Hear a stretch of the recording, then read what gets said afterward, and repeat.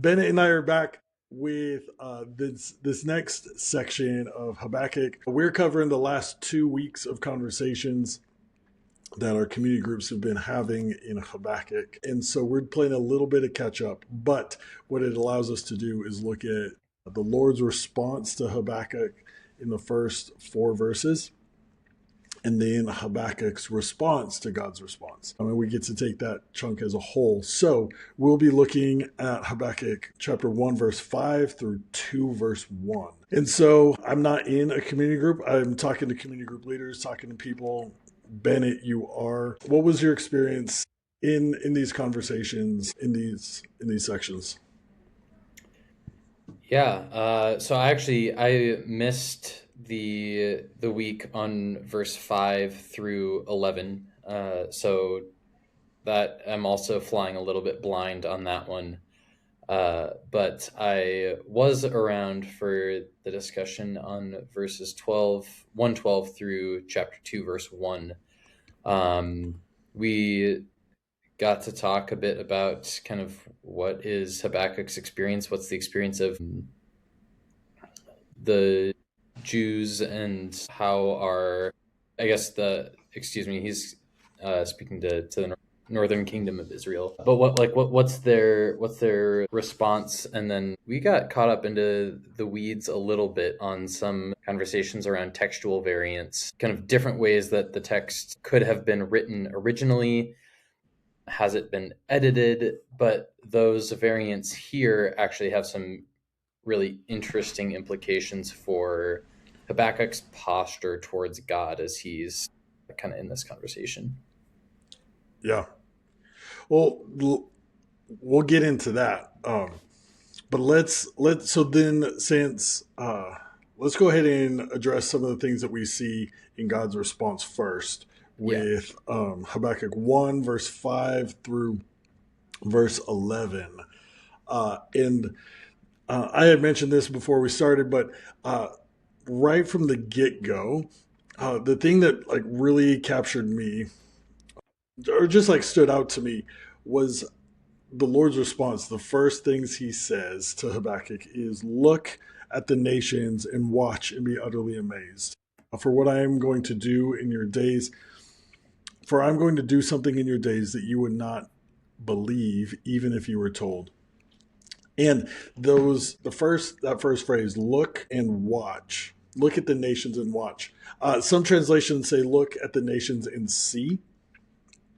And why I think the thing that captures me in that is because God elevates the conversation.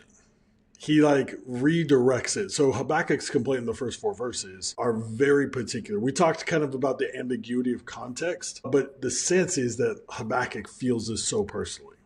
Like it's Yeah. right in front of him. And then God says, "Look at the nations and watch." And so it's almost like God saying, before we get to that, I need you to see a bigger picture. And Yeah, there's an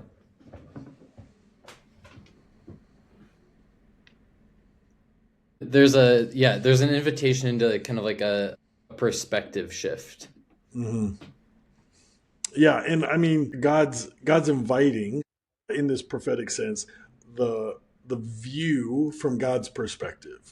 To deal with the local, we have to also assume the global, right?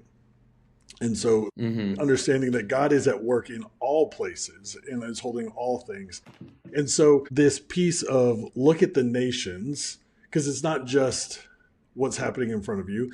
God's at work in a bigger sense, and watch. Some translations would say and see. And Bennett, you made a really cool connection between that word watch and um, the same word used in verse 3.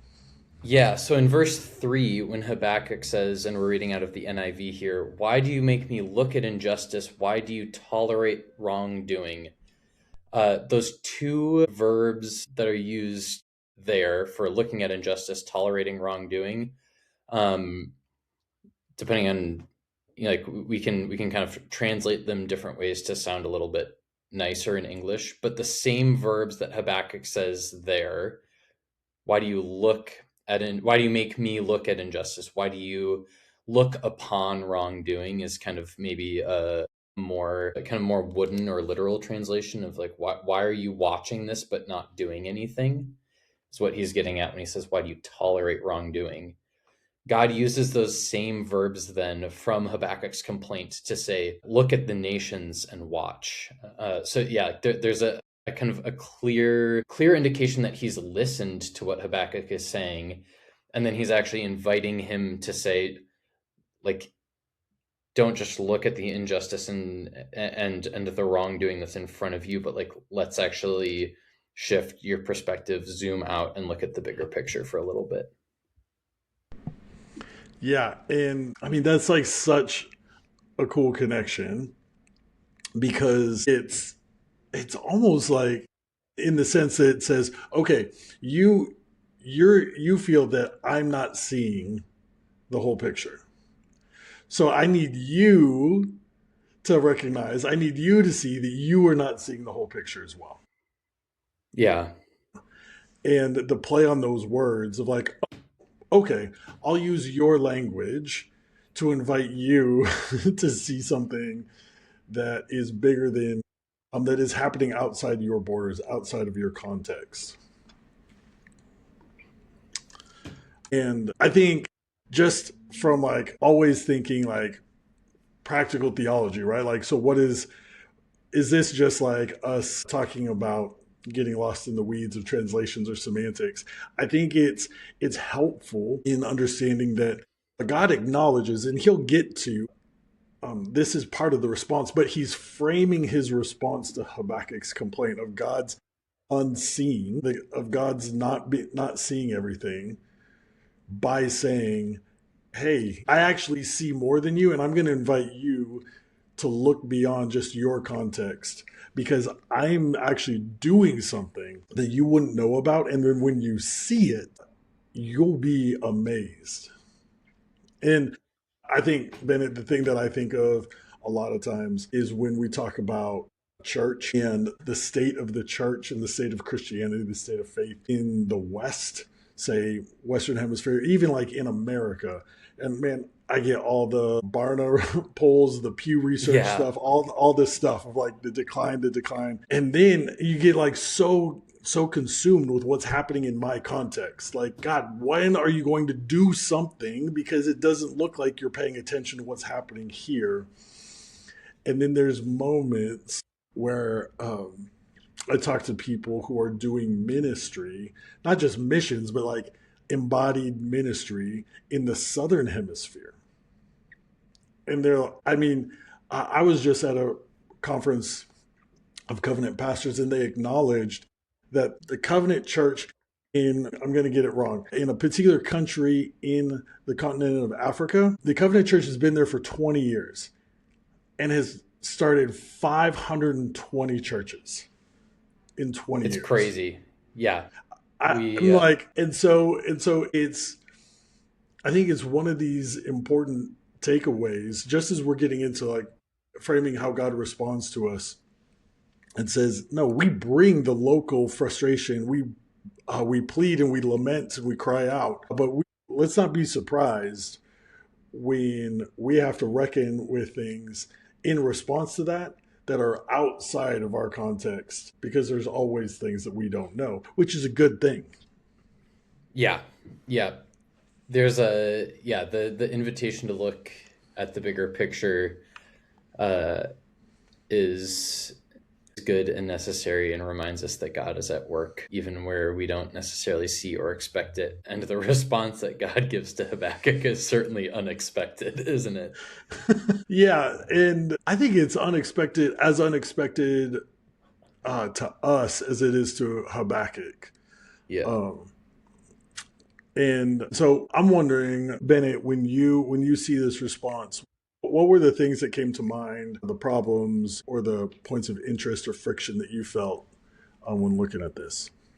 Yep. I mean, so I think that there's this kind of, as we've indicated, this beautiful response where God hears Habakkuk's complaint and responds saying like, hey, can I invite you to look at this bigger perspective? I'm going to do something in your days you wouldn't believe even if you were told.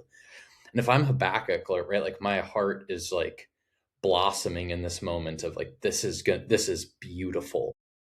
God has heard my cry and he's about to do something about the injustice that I see. And then you get verse 6, and God just says, look, I'm raising up the Babylonians, that ruthless and impetuous people who sweep across the earth to seize dwellings not their own. Those people you fear and dread, who have probably been already like attacking and harassing your people, and right are the like maybe the people and the thing that you fear most right now. Oh Mm-hmm. yeah, that's me. Like I'm at work in that. Mm-hmm. Like this is, I mean, if I'm this is surely not good news to Habakkuk's ears. Right. And uh, it was interesting because as I was reading about this response, one author wrote that this would have not been an unprecedented move for judgment to come through an outside empire through violence. Like Jeremiah and like Micah, like they heard this and they shared this judgment with their people. What's interesting though is that the response doesn't identify who the judgment is against. Hmm. It doesn't say, I am rising them up against fill in the blank, Israel or Judah or this particular group of people. It just says they're raising up. And there's Hmm. something that's going to happen through this that you could never imagine, that you could never believe. And when you see it, you'll be amazed. And so it is, it sounds similar as like, oh, the Babylonians, there's an empire, maybe there's an exile coming. But, and maybe this could get us into the Habakkuk's response. Habakkuk, like, isn't cool with this. Like, he hears this response and he's like, and so there's a ton of questions. I feel like there's a ton of problems with this that Habakkuk, this text is inviting us to wrestle with, both in its specifics, in when God's describing who the Babylonians, or in some places the Chaldeans, who they are and how they do it. Like very specific, but at the same time also really ambiguous because it doesn't tell us who the judgment is coming for. Yeah, I think yeah, there's that's yeah, that's an interesting point. I hadn't heard or read necessarily that perspective on like who is the judgment actually going to fall upon. Even so, like there, you still have to feel that tension uh, as Habakkuk of like, okay, like even if you are going to judge like them and us, like there's still just that massive question of like how is it that you're using these people, like why them, um, and so yeah, there is that tension. There's also I think like the subversion of the Babylonians as they uh, like are described as this kind of prideful people in verse 7, promoting their own honor, their law to themselves, um, that they mock kings and scoff at rulers. In verse 11, then like their own strength is their God. Um, this deep sense of pride and power out of the Babylonians that God nevertheless is saying, no, like they think that their strength is what raises them up, but I'm actually raising them up. Um, yeah, there is this tension with like God, how could you use these people? And yet nevertheless there's this insistence on God's sovereignty over it all. Yeah. And man, that's like such a good point. How just that, like the word you use, subversion of they think. these are the people who think they got it. But I'm going to let you know from the beginning that I'm the one who's working this all. Maybe a bit of foreshadow there. And so, Bennett, you talked about in Habakkuk's response there being some interesting textual variances in the translations. So, which one you want to pick one of those um, that we could talk about? Yeah, so let's just kind of start at the beginning. Verse 12, Lord, are you not from everlasting? My God, my Holy One. Some translations will say, you will never die. Others will say, we will never die. And so, uh, talking before, Evan, it sounded like you and I are kind of more convinced with different variants. So I was feeling drawn towards the variant that says we will never die.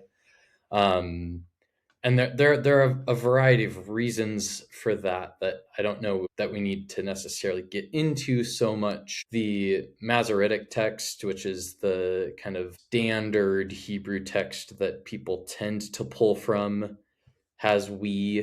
The Septuagint, which is the Greek translation of the Hebrew Old Testament, also has we, but there's also an ancient scribal tradition that suggests that the we in the Masoretic text used to be you. And that's where some of the kind of the tension draws from, I guess, is the shortest way I can explain that. But if it is we, there's kind of these questions of like Habakkuk hears the Chaldeans or the Babylonians are coming, and he just says like, we will never die, meaning God, don't let us die. Like is that really what you have?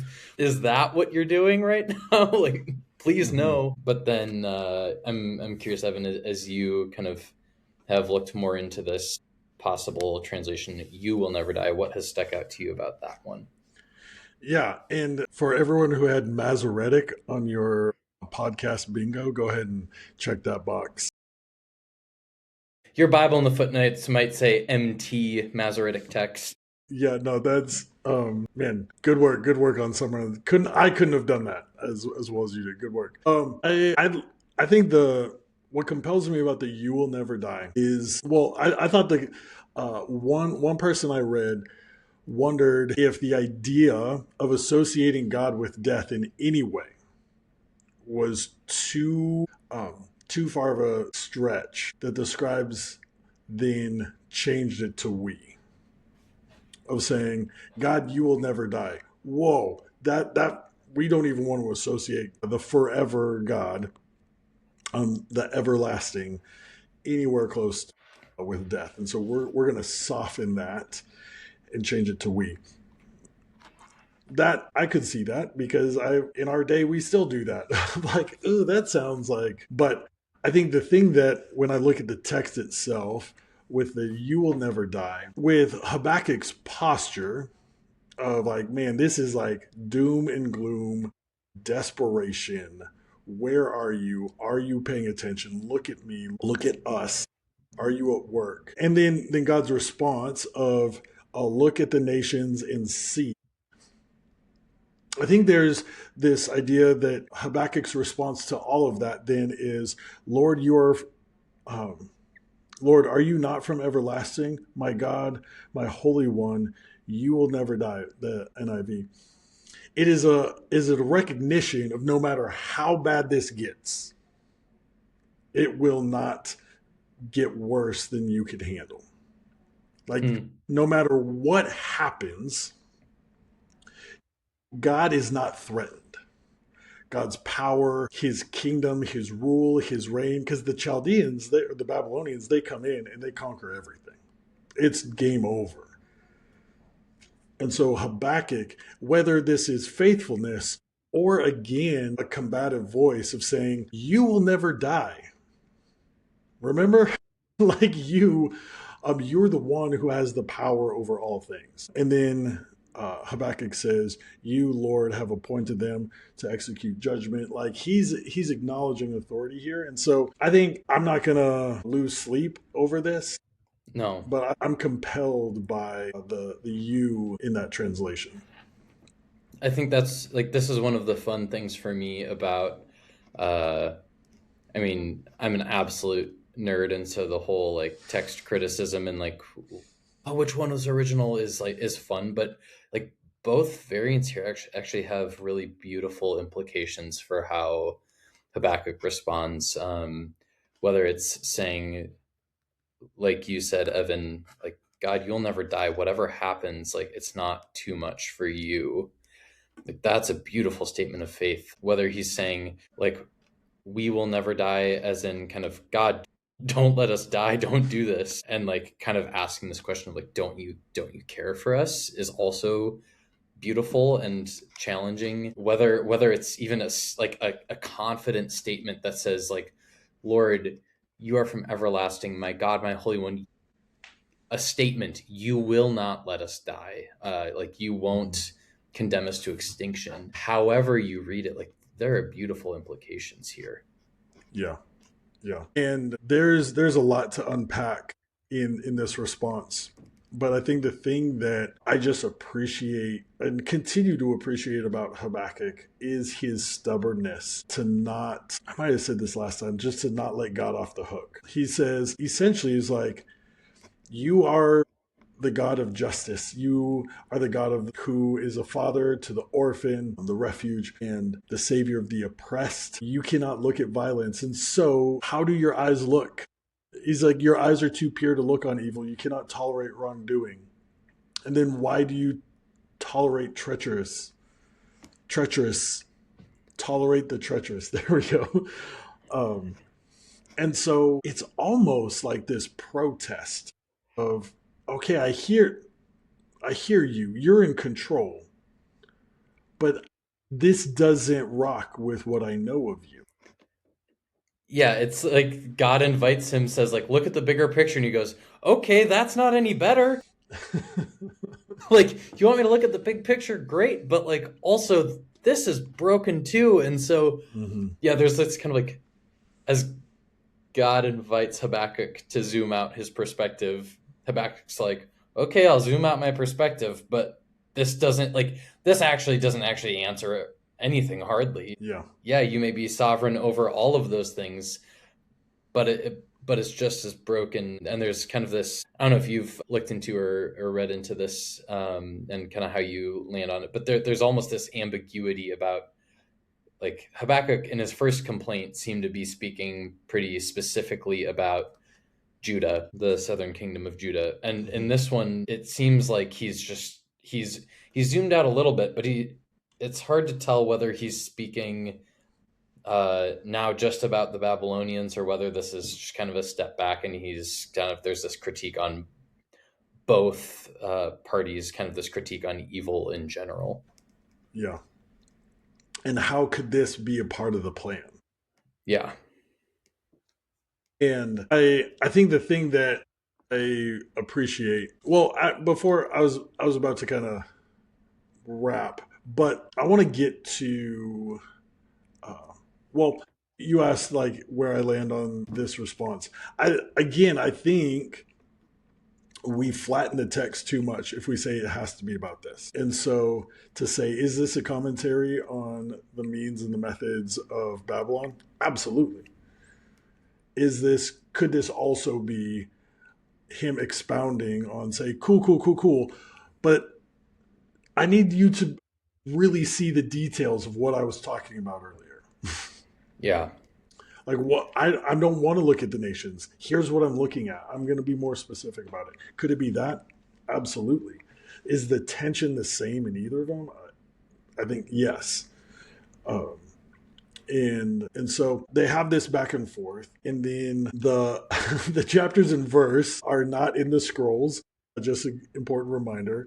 And so this section doesn't end at chapter 1 verse 17, but the voice ends in chapter 2 verse 1. And Bennett, what do you had some thoughts on this with variants? Talk about that. Yeah, so this verse 2 has some some curious variants and possible ways to read it. So the grammar is potentially a little bit ambiguous. So it says, again, reading from the NIV here, I will stand at my watch and station myself on the ramparts. I will look to see what he will say to me. And then here with the last bit is where we get some possible variants. It says, and what answer I am to give to this complaint. So there's a textual variant on whether this is what answer I am to give, or whether the question is, and what answer he will give, speaking kind of, it would seem, about God. And then it says whether, like, who's answering who is kind of a question here. And that's tied up in the question with this word complaint. Other translations will say rebuke, which is probably, given the word in the Hebrew here, is probably more. I favor the term rebuke, I think is a little bit more faithful to the text. But there's this question of, it's clear that this is to my rebuke. But when Habakkuk says, what answer will say will be given to my rebuke, there's the question of, is this the rebuke that Habakkuk is giving to God? And so, like, what answer will God give, or what answer will I give with regard to this rebuke I have given to God? In which case, if we take that idea that, like, Habakkuk is standing kind of defiantly waiting for this answer, saying, God, like, what do you have to say to my rebuke against you, to my case against you? This word for rebuke in the Hebrew has strong legal connotations, like arguing a case in a courtroom. So there, like, could be this kind of defiant sense of, like, God, what are you going to say to me given this rebuke that I've given to you? But then the other possibility is that Habakkuk is saying, I'm going to stand, I'm going to watch, I'm going to see what God will say to me and what answer I will give in response to my rebuke. That is the rebuke that God will give me. So in grammar, we call this the subjective or the objective genitive. It's the, like who is giving the rebuke to who. In one reading, we have Habakkuk saying defiantly, like, God, what do you have to say to this rebuke I've given to you? And in another way, there's actually this, like, deep sense of trust that Habakkuk is saying, I expect that God will rebuke me for speaking so defiantly and clearly and bluntly toward him. And I'm going to stand here and wait for God to give an answer. I'm going to kind of put the ball back in his court and say, like, God, I know that you have an answer for this, and I'm going to wait, and I'm going to listen, and I'm going to entrust and respond in a positive way, actually, to how you speak to me. And again, we run into this place where there are a couple ways to read this, and whether it's, like, maybe it's even deliberately ambiguous. Like, there are multiple ways to read this, and all of them are beautiful. Mm-hmm. Yeah, it's almost like, which one's right? Yes. Yes. And I appreciate how you articulated that difference, and called out the possibilities of implications in both of those. And again, I agree with you. I have nothing more to add. That there's potential in both. When I look at it, we don't have those it's those second two lines in this. However we translate them, we don't have those second two lines, if not for the first, where Habakkuk says, this is in, here, I'll read it, this one. I will stand at my watch and station myself on the ramparts. Habakkuk positions himself. And not just like, I'll hang out. No, he goes to a physical place where people go to watch. And he understands he's in the middle of it. right now, not just with the conflict, but with the Lord himself, and whether he's waiting for God to answer his complaint, or whether he's like, okay, I've kind of got myself into it now, and the Lord's gonna have some things to say to me, and I need to be ready and prepare myself for an answer to a rebuke that's coming my way. Habakkuk is there for it, and I think that that's one of the things I take in this, the many things in the wrestling, especially in our time, in the time that we find ourselves right now, of saying, man, we can battle with the Lord. We can question and say what I'm seeing does not line up with the character that you've shown. And even your response to me, the thing that I'm discerning you saying to me, still is like there's dissonance there. But I'm sticking around. Like, I want to position myself to hear what it is you have to say. Like, this isn't over just because it doesn't make sense. And so I think this right here in the middle of the book, really, middle of this conversation, is really like the first geographic locator that we have. And it's still ambiguous, but he says, I'm going to position myself on the watchtower or my post. I'm on the walls of the fortress. And so that's something that I found super encouraging and challenging. And challenging. Yeah, I think we have this idea. I don't know. I feel like I inherited for a long time that this idea that trust in God is kind of this just blind assent where like there's never any questions or doubt that you're like, oh, yeah, God can do whatever he wants and I trust him. And I don't know that that's accurate. Like I think that trust is actually forged and shown in the doubt, like in the questions. The fact that even if we take this kind of more combative approach from Habakkuk, where he's saying, like, God, this is my problem with you. Like, what do you have to say to this? Like, that actually is an active, like, it's an act of trust to Yeah. say, I don't understand what's happening right now, but I'm going to give you the last word. I'm going to give you the opportunity to respond. There's even kind of this acknowledgement of like, I have made my argument before you, God.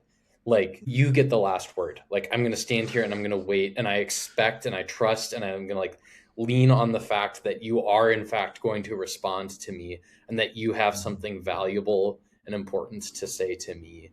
And that, I think, yes, is such an encouragement for those moments where like I kind of want to go to war with God. I'm like, this is not okay. What are you doing? What's going on? Yeah. And that God actually can hold that, and that I can make my complaint, make my argument, and await God's response, knowing that he actually cares enough about us to respond in the middle of the pain, even if it's not exactly what we hope for or what we kind of want it to look like. Yeah. This is worth really paying attention to. So Bennett, thank you for the time. And appreciate your perspective on helping us understand some of these textual variances, and teaching us a new word, the Masoretic. Yeah, yeah, thank you. I'm a total nerd for these things. So if anybody has any questions, I would love nothing more than to sit down and talk about the Masoretic text. Yes. I said that and it sounded sarcastic, but this is actually true. I think that there are really exciting and beautiful things to learn from Yep. it. All right. Till next time.